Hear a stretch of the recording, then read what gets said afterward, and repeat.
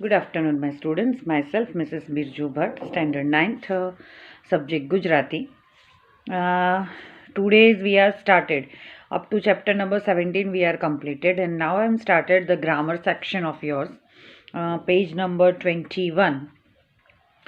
તમારું જે વ્યાકરણ છે એમાં સમાનાર્થી, વિરુદ્ધાર્થી, સ્વર, વ્યંજન અને જોડણી આ 4 ટોપિક્સ એક્સપ્લેન કરવાના છે. આજે આપણે સમાનાર્થી લઈશું.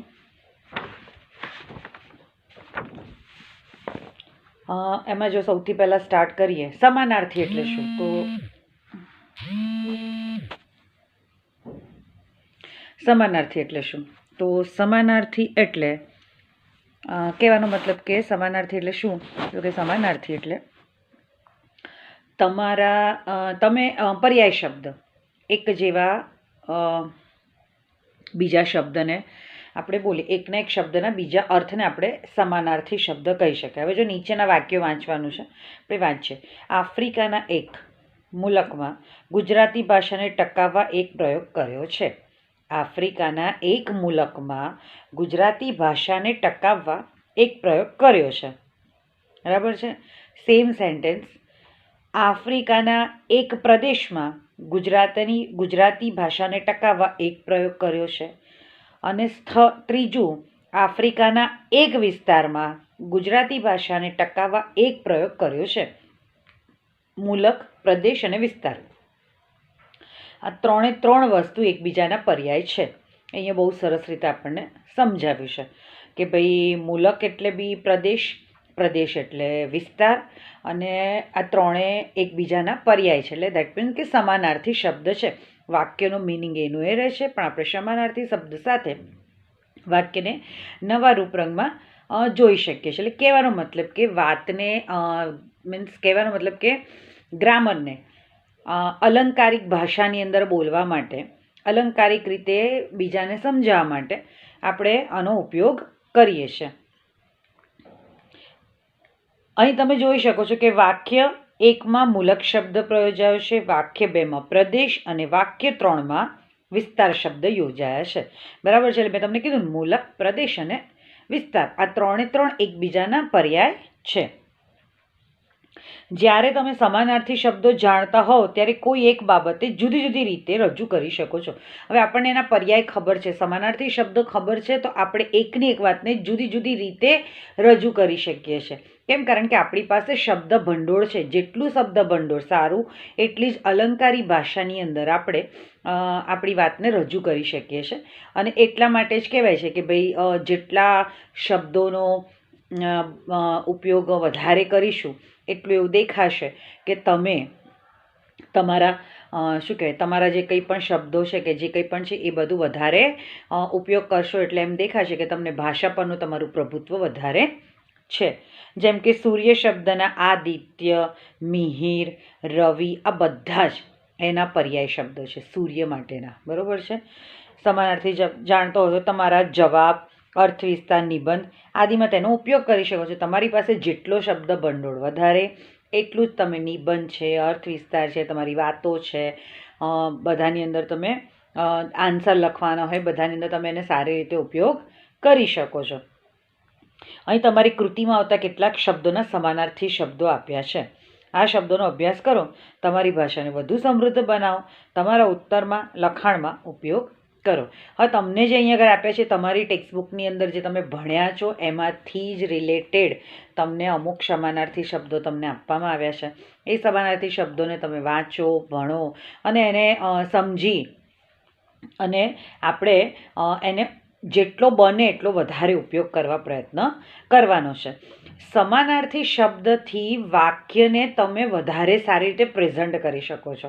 બરાબર છે. સપોઝ દીકરી કહેવું, પુત્રી કહેવું આ બધું સમાનાર્થી શબ્દ છે. બરાબર છે. એકબીજાના પ્રેરક છે અને એટલા માટે જ એનાથી વધારે સારું કે જેમ કે આપણે એવું કહીએ કે સૂરજના ઘણા બધા જ પર્યાય શબ્દ છે કે આદિત્ય, રવિ, સૂર્ય, બરાબર છે, મિહિર આ બધા એના પર્યાય છે. દરેક રીતે આપણે એને અલગ અલગ રીતે રજૂ કરીશું તો ઓબ્વિયસલી આપણી ભાષા, આપણા નિબંધ, આપણી બધી જ વસ્તુઓ વધારે સારી દેખાશે. અને જેટલી વધારે સારી દેખાશે એ કેમ દેખાશે? કારણ કે આપણી પાસે ભાષા ઉપરનું પ્રભુત્વ સારું છે. ભાષાનું પ્રભુત્વ દેટ મીન્સ કે તમારી પાસે જે કંઈ પણ નોલેજ છે, જનરલી એવું કહે કે ગુજરાતી ભાષાની અંદર તમે બધા most of the peoples are non Gujarati Aadhaar means you are studying in English medium school, તો તમને કદાચ ગુજરાતી ભાષાના બહુ બધા પર્યાય નથી મળતા અને એટલે જ ઘણી ફેરી તમને લખવામાં તકલીફ પડે છે. એટલે કહેવાય છે કે જેટલું તમે વાંચન કરશો, જેટલા એકબીજાના પર્યાય શબ્દો શોધશો, એટલી જ તમારી ભાષા વધારે સારું. ઘણા વ્યક્તિઓ બોલતા હોય ને તો આપણને એવું લાગે કે આપણે એમને સાંભળ્યા જ કરીએ, કેટલું બધું સરસ બોલી રહ્યા છે, કેટલું બધું સરસ સમજાવી રહ્યા છે. આપણે એને હંમેશા સાંભળવા માટેનો પ્રયત્ન જ કરતા રહીએ છીએ. પણ રીઝન એક જ છે કે પ્રયત્ન કેમ કરતા રહીએ છીએ? કારણ કે એમનું બોલેલું આપણને સાંભળવું ગમે છે.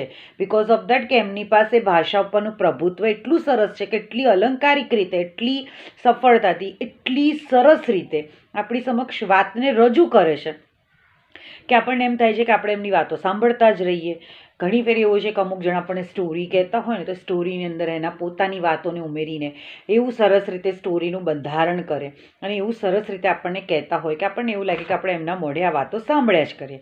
એટલે સેમ પરિસ્થિતિ છે કે જ્યાં સુધી તમે તમારા જે કંઈ પણ વ્યૂઝ છે એને તમે એક્સપાન્ડ નહીં કરો, એક્સપાન્ડ દેટ મીન્સ વિચારશીલ નહીં બનો, જ્યાં સુધી એ શબ્દ ભંડોળમાં વધારો નહીં થાય ત્યાં સુધી તમે તમારી રીતને તમારે જે કહેવું છે બહુ સારી ભાષામાં, બહુ સરસ રીતે તમે કહી નહીં શકો. અને એટલે જ કહેવાય છે કે જેટલી અલંકારિક ભાષા સારી હોય, મીન્સ જેટલી અલંકારિક રીતે, જેટલી સરસ રીતે તમે વાત કરો એટલી તમારી ઇમ્પ્રેશન બને. અને ઇમ્પ્રેશન ત્યારે જ બને કે જ્યારે તમારી પાસે શબ્દ ભંડોળ હોય. શબ્દ ભંડોળ હોવું એ પણ બહુ મોટી વાત છે. જેમ કે તમે ઇંગ્લિશ મીડિયમમાં ભણો છો ને તો યુ નો દેટ કે ઇંગ્લિશ વર્ડ્સના તમને સમાનાર્થી, દેટ મીન્સ કે સિનોનિમ્સ તમને ઘણા બધા ખબર હોય છે અને એટલે જ તમે લોકો ઇંગ્લિશમાં જ્યારે આન્સર્સ લખતા હો છો તમે બહુ સારી રીતે લખી શકો છો. પણ એ જ વસ્તુ જ્યારે તમારે ગુજરાતીમાં કરવાની આવે કે હિન્દીમાં કરવાની આવે તો તમને તકલીફ પડે છે. બિકોઝ ઓફ દેટ તમારી પાસે અમુક શબ્દો નથી. એટલે તમારું લખાણ છે ને એવું લાગે કે જાણે અપ ટુ એન્ડ એમ કે જે વાત કહેવા માંગો છો એમાં તમે એક્સ્ટ્રા કશું લખી નથી શકતા અને સારી રીતે સમજાઈ નથી શકતા. તમે એને બહુ જ લિમિટેડ શબ્દોની અંદર જ સમજાઈ શકો છો. બિકોઝ ઓફ દેટ તમારી પાસે શબ્દ ભંડોળ ઓછું છે. જ્યાં સુધી તમારું શબ્દ ભંડોળ નહીં વધે ત્યાં સુધી તમારું લખાણ હંમેશા લિમિટેડ રહેશે. લિમિટેડ રહેશે એટલે શું થશે કે તમારા માર્ક્સ જે તમારે કવર કરવા છે, એ તમારે જેટલા બી માર્ક્સ લાવવા માટેનો પ્રયત્ન કરવો છે એ માર્ક્સ તમારા નહીં આવે. અને એટલા માટે જ reading is the best habit. તમારે નવા શબ્દોને ગ્રાસ્પ કરવા હોય તો તમારે રીડિંગ કન્ટિન્યુઅસલી રાખવું પડે. સમાનાર્થી શબ્દોને તમારે કન્ટિન્યુઅસલી તમારા માઇન્ડની અંદર ઉતારવા પડે. તમે ઉતારતા રહેશો તો ઓટોમેટિકલી તમે જે કંઈ પણ કરવા માંગો છો એ કરી શકશો. એટલે ઇન શોર્ટ કહેવાનો મતલબ કે જ્યાં સુધી તમારા મગજની અંદર, તમારા માઇન્ડની અંદર અમુક શબ્દો નહીં આવે ત્યાં સુધી તમને તમારી ભાષા લખવામાં, તમારી જે કંઈ પણ માહિતી છે તમારે આપવામાં તમને તકલીફ પડશે. તમારી પાસે લિમિટેડ વર્ડ્સ હશે એટલે તમે લિમિટેડ જ કામ કરી શકશો. તમારી પાસે લિમિટેડ વર્ડ્સથી વધારે વર્ડ્સ હશે તો તમે વધારે સારી રીતે લખી શકશો. અને સપોઝ સૂર્યનું એક જ ઉપનામ તમને ખબર હોય, એક જ પર્યાય ખબર હોય રવિ, તો તમે એના માટે 2 સેન્ટેન્સ લખી શકો. પણ તમારી પાસે 8 થી 10 ઓપ્શન્સ હોય તો you can write more than 10 sentence. Because of that you know that કે how many synonyms are there, કે તમે કેટલા બધા સિનોનિમ્સ સાથે તમે એ કામ કરી શકો છો. એટલે કહેવાનો મતલબ કે જ્યાં સુધી તમે પોતે શબ્દ ભંડોળ એકઠું કરવા માટેનો પ્રયત્ન નહીં કરો ત્યાં સુધી તમારી પાસે શબ્દ ભંડોળ આવવાનું નથી. તમને અત્યારે અહીંયા જે કંઈ પણ તમને સમાનાર્થી શબ્દો આપ્યા છે એ સમાનાર્થી શબ્દો તમારી ટેક્સ્ટબુકને અત્યારે તમે જે કંઈ પણ ભણ્યા છો એના રિલેટેડ છે. અને એકના જેટલા બની શકે એટલા વધારે સિનોનિમ્સ તમને, એટલે સમાનાર્થી શબ્દ આપવા માટેનો, પર્યાય શબ્દ આપવા માટેનો પ્રયત્ન કરવામાં આવે છે. તો જો તમે એને પણ ધ્યાનથી વાંચશો કે તમે તમારા મગજમાં ઉતારશો તો બી તમે 50% તમારા લખાણની અંદર ઇમ્પ્રુવમેન્ટ લાવી શકશો. અને એટલા માટે જ આ બહુ જ જરૂરી છે. It's a base of your language, it's a base of your writing section. તો એની ઉપર ધ્યાન આપવું બહુ જરૂરી છે. જ્યાં સુધી તમે આના રાઇટિંગ સેક્શન ઉપર ધ્યાન નહીં આપો, જ્યાં સુધી તમે તમારા બેઝને પાકો નહીં કરો, ત્યાં સુધી તમને આ તકલીફ રહેવાની છે. અને એટલા માટે જ કહીએ છીએ કે જ્યાં સુધી વ્યક્તિ પોતે એવું નહીં ઈચ્છે ને કે મારે આ કાર્ય કરવું છે, ત્યાં સુધી થતું નથી. અને એટલે જ સમાનાર્થી શબ્દ તમારે જેટલા બને એટલા વધારે શોધવા માટેનો પ્રયત્ન કરવો જોઈએ. હવે આપણે જે ટેક્સ્ટબુકમાં તમને આપ્યા છે એ હું તમને વાંચીને સંભળાવું છું, એટલે તમને થોડુંક સમજણ પણ પડશે. અંતરિક્ષ એટલે અંબર, આકાશ, આભ, ગગન, નભ અને વ્યોમ. 6 એના પર્યાય શબ્દ આપ્યા, 6 તમને એના અર્થ આપ્યા. બરાબર છે. અંતરિક્ષના કયા કયા? તો કે અંતરિક્ષ એટલે અંબર, આકાશ, આભ, ગગન, નભ અને વ્યોમ. અને અંતરિક્ષ ગણે તો 7 પર્યાય શબ્દો એક જ વર્ડના તમને મળ્યા. અંધકાર એટલે અંધારું અને તમસ. આ બંને એના પર્યાય શબ્દો છે. અકસ્માત એટલે અચાનક, અણધાર્યું, એકદમ, એકાએક, ઓચિંતું. 5 અને મેન અકસ્માત કરીને ટોટલ 6. એકબીજાના 6 પર્યાય શબ્દો તમને મળ્યા. અક્ષી દેટ મીન્સ આંખ, ચક્ષુ, દંગ, નયન, નેત્ર, લોચન. અગ્નિ એટલે અનલ, પાવક, વહી, હુતાશન. અજવાળું ઉજાસ, પ્રકાશ. અઢળક અતિશય, અત્યંત, ખૂબ, પુષ્કળ. અનુચર એટલે ચાકર, દાસ, નોકર અને સેવક. અભરખો એટલે અભિલાષા, ઈચ્છા, કામના, કોડ.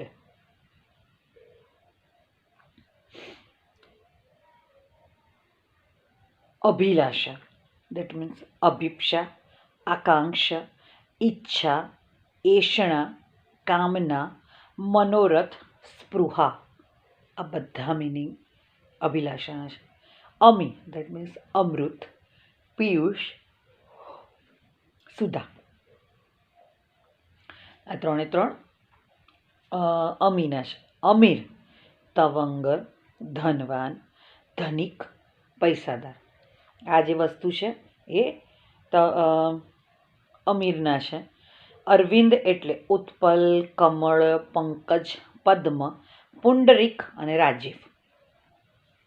આ અરવિંદના છે. અવાજ એટલે ઘોષ, નાદ, નિનાદ, રવ.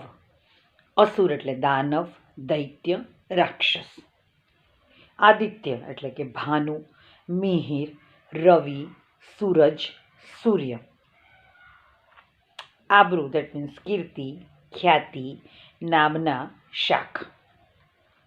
આવાસ દેટ મીન્સ ઘર, નિકેતન, નિવાસ, ભવન, વાસ, સદન.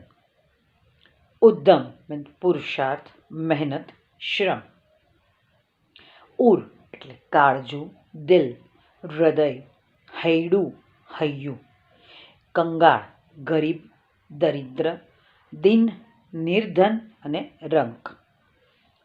કાયા તન, દેહ અને શરીર.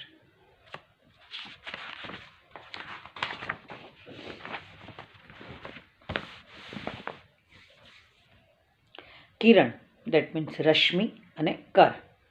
ઘાસ તરણું, તૃણ. ચંદ્ર ઇન્દુ, મયંક, શશાંક, શશી, સુધાંશુ, સુધાકર, સોમ. ચોખ્ખું નિર્મળ, વિમલ, વિશુદ્ધ, સાફ અને સ્વચ્છ. જંગલ અરણ્ય, કાનન, રાન અને વન. જનની એટલે મા, માતા. જવનિકા પડદો, ચક. તમામ બધું, સંપૂર્ણ, સર્વ. દરિયો અબ્ધિ, ઉદધિ, જલધિ, વારી, વારીપી, સમુદ્ર અને સાગર. દાન દેટ મીન્સ સખાવત, ખેરાત. દેવ દેવતા, સુર. ધરતી અવની, ધરા, ધરિત્રી, પૃથ્વી, વસુંધરા, વસુધા, ભૂમિ, ભૂમ, ભયંકર, ભૂમ, ભોંય, પંખી, ખગ, ખેચર, પક્ષી, વિહગ, વિહંગ, પથ્થર એટલે પહાણ અને પાષાણ, પહાડ,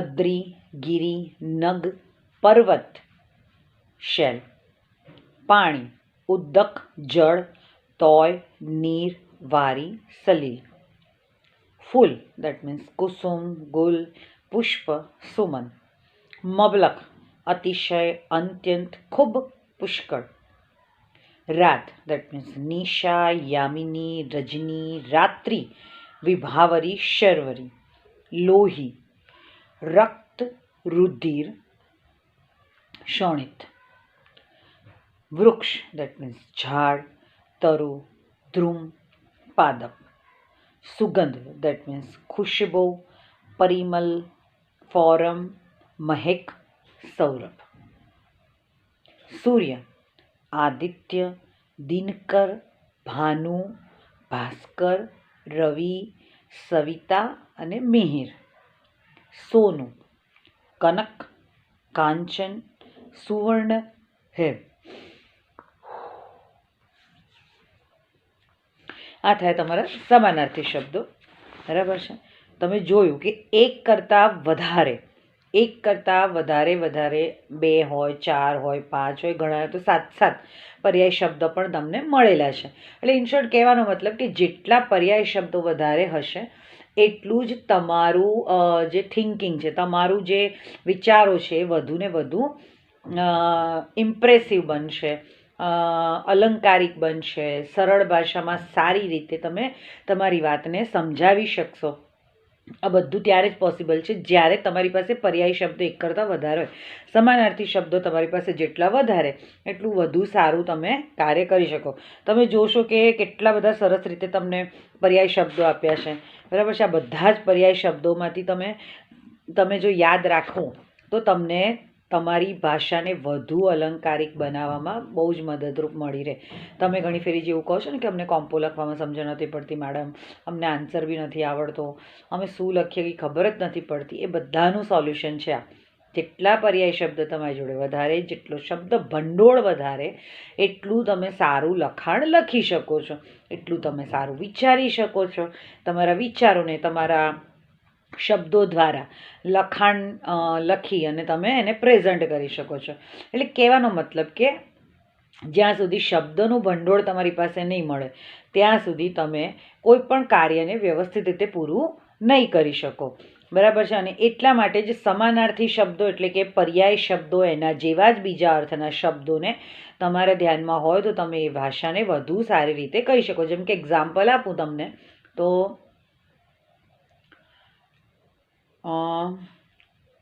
મારી શાળાની અંદર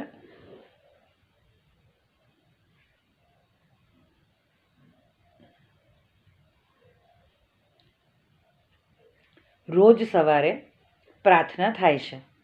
મારી શાળાની અંદર રોજ સવારે પ્રાર્થના થાય છે. બરાબર. એવી જ રીતે હું કહી શકું કે મારી નિશાળમાં રોજ સવારે પ્રાર્થના થાય છે. મારી નિશાળમાં રોજ સવારે સ્તુતિ થાય છે. બરાબર છે. પ્રાર્થનાનું પર્યાય પણ શોધ્યું અને શાળાનું પર્યાય પણ શોધ્યું. એટલે ઓટોમેટિકલી તમારી પાસે એક કરતાં વધારે શબ્દો હોવ તો તમે એની એ વાતને વધારે સારી રીતે રજૂ કરી શકો છો. એટલે કહેવાનો મતલબ કે તમારે તમારી પાસેના પર્યાય શબ્દોનો યોગ્ય જગ્યાએ યોગ્ય રીતે ઉપયોગ કરો તો તમારું લખાણ વધારે સારું લાગે છે. તમે વધારે વાક્યો લખી શકો છો. ઘણી ફરી તમને એવું થતું હોય છે કે મેડમ તમે જેવું વિચારીને બોલો છો ને એવું અમને નથી ફાવતું. તેનું મોટું રીઝન એ છે કે તમારી રીડિંગની હેબિટ નથી. સાથે સાથે તમને એ પણ નથી હેબિટ કે તમારે જેટલા શબ્દો જાણવા જોઈએ જાણવાનો પ્રયત્ન નથી કરતા. બસ એક જ વસ્તુ છે કે બુકની અંદર જે આપ્યું છે એને વાંચી કાઢ્યું, રટ્ટો મારી દીધો, લર્ન બાય હાર્ટ કરી દીધું ને એને સીધું પેપરમાં વોમિટ કરી. એટલે જ ઘણી ફેરી તમે તમારા જેટલા જોઈએ એટલા માર્ક્સ નથી લાવી શકતા. તો કહેવાનો મતલબ કે જ્યાં સુધી તમે પોતે તમારી અંદર રહેલા જે નોલેજને વધારવાનો પ્રયત્ન નહીં કરો ત્યાં સુધી તમને એ સક્સેસફુલી તમે એમાં આગળ વધી શકશો નહીં. અને એટલા માટે જ કહેવાનો મતલબ છે કે સમાનાર્થી શબ્દો હોય કે વિરોધી શબ્દો હોય, જોડણી હોય કે સ્વર વ્યંજન હોય, આ બધી જ વસ્તુને તમારે તમારા નોલેજની અંદર, તમારા શબ્દકોશની અંદર, તમારા શબ્દોના ભંડોળની અંદર એડ કરવું જ પડે, તો જ તમે એમાં સક્સેસફુલી વર્ક કરી શકશો. સમાનાર્થી શબ્દ એટલે કે એના જેવા જ બીજા શબ્દો, એના જેવા જ અર્થના બીજા પર્યાય મળે એને સમાનાર્થી શબ્દ કહેવાય છે. આપણે આજે આ સમાનાર્થી શબ્દ જ લઈશું. નેક્સ્ટ વિડીયોની અંદર આપણે વિરોધી શબ્દ લઈશું. બરાબર છે? તો hope you all understand whatever the I am explaining you. Have a nice day. Stay home, stay safe, take care of yours and your family. By.